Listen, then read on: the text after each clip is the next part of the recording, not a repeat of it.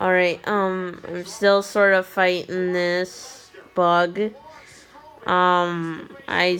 Yesterday I did not feel hungry all day, and same thing was today, but I had to force myself to eat breakfast and dinner. I didn't get lunch today, by the way, but my stomach seriously hurted after I got done eating. So I think yesterday my husband had to make me eat. I don't know what's going on. My stomach hurts. I kind of been having a lot of body pain with this bug. It doesn't want to shake off, but like I said, you know, this is the other thing too. I went straight to one of my supervisors at Menards and asked them, and they said yes, there is bereavement at Menards, but they said for me to have it still paid, I have to bring in that program and such, and it sounds like there might be paperwork and there might not be, but then it'll be excused. So, and I guess I also pointed out to them that they overscheduled me anyway. So, like I said, it's going to be interesting. Because, like I said, I had to point it out to them just because it's like, you know, they got to realize they scheduled me today, Monday, through next week, Monday, to work 8 days in a row. So, and that's without a day off, but I don't care if they decline Friday or not. I understand if they do on the drop in the shift. But if they let me be off Thursday, I'm fine with that, you know, no biggie. It's just gonna be a way where, and that's why I told my husband is probably after we're done down in Toma when we're on our way back to Chippewa, just to kind of, you know, drop off at Menards right away the program, so this way they don't say I didn't drop it off, I didn't say anything, da-da-da. You know, like I said, the quicker they get it, the quicker they can actually excuse it, is all I'm figuring. And like I said, you know, there's a lot of reasons why I want my grandma Peterson to be still alive until she was 90. Was if I were to have kids, I want them to be able to see their great grandparents. You know, especially if I have a daughter, her middle name's gonna be after my great great grandma.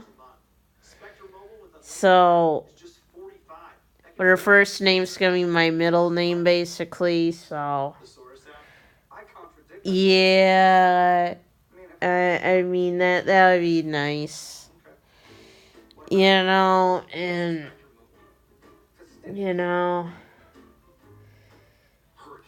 because like I said,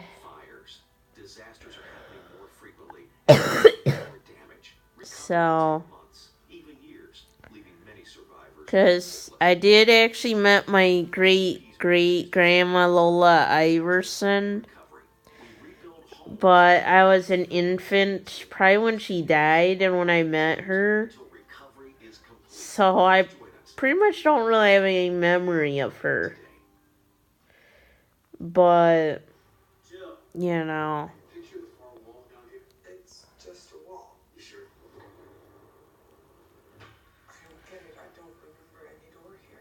Anyway, I just kind of want to be able to,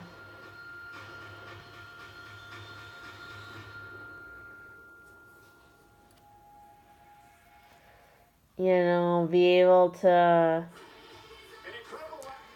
get through that much.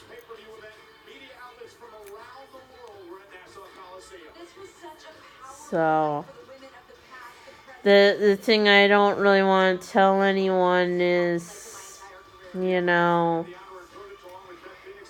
it's like, what I would like to see is my brother coming forward to our family and saying it even in front of his bitch of a girlfriend, Shamila Antos. The truth, what he's been telling his drinking buddies about her, and what he's told me, and what nobody in the family has heard, nor her family. That he hates her and he wants to dump her. So I think, like I said,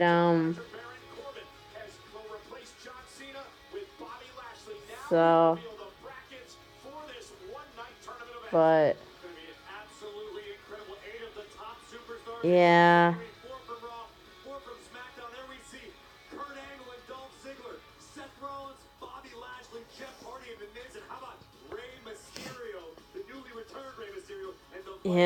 It's gonna be hard just to say it too, is but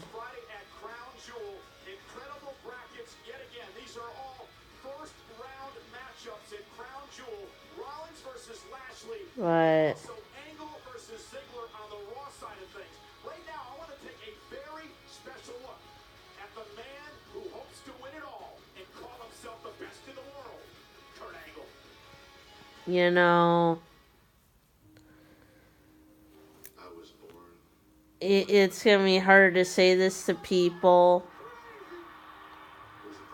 because this is where I'd like to say it to my brother. It might help you out a lot better if you just admit it in front of everybody, what you've been telling your drinking buddies too about her when she's there next to you. Because I know she would hate you for it, but it's stuff that you should have told her originally to her face alone, not to other people, not getting anyone involved. I think a lot of people would agree with me on this. But even there's still been times where I think today I've had some hard time breathing.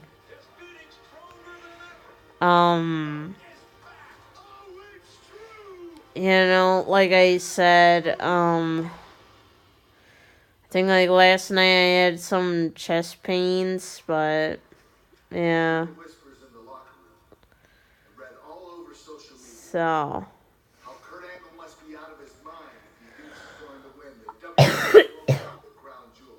But.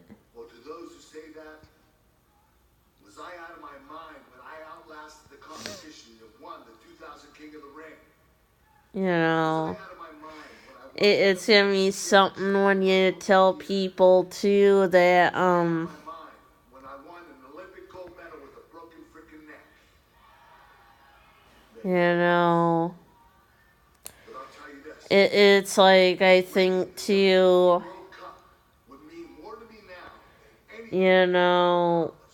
my parents are saying they're still gonna have to help pay for my grandma's funeral and my grandpa's when it comes, and I'm like, that should have been with the money of the life insurance. But yeah,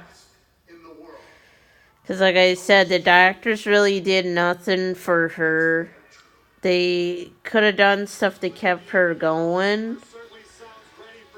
So, like I said,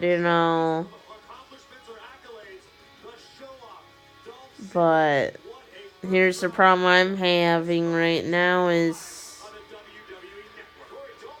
and this is where I don't really want to tell any possible employer or so that I might wind up going to that I leave Menards for is I may or may not have fibromyalgia.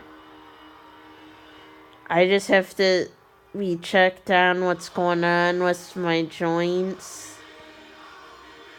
And people are noticing it. My right knee condition got a lot worse all of a sudden.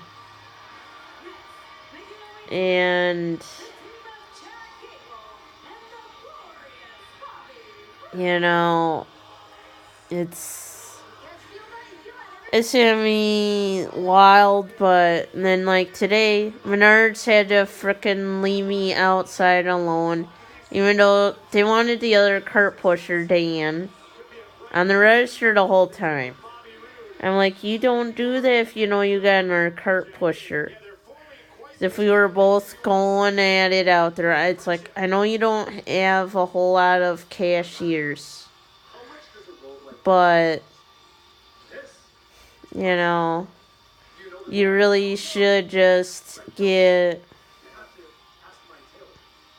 you know,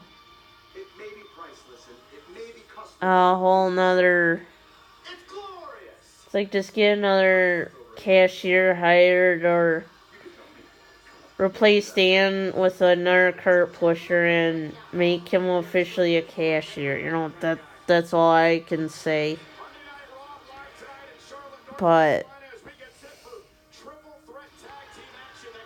yeah. So a lot of times you know, I do wind up having a hard time walking.